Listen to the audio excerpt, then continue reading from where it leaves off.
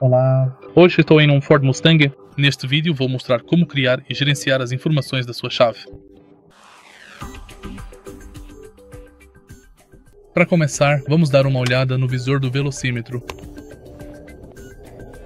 Acesse as configurações e vá até minha chave. Agora, crie a minha chave. Pressione e segure para criar.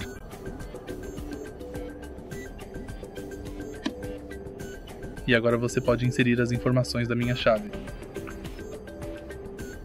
Ative ou desative o assistente de emergência ESC. Não perturbe.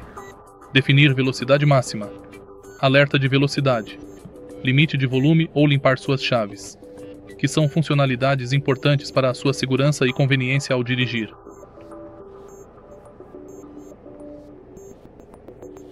E é isso. Se você achou este vídeo útil, deixe like, comente e se inscreva.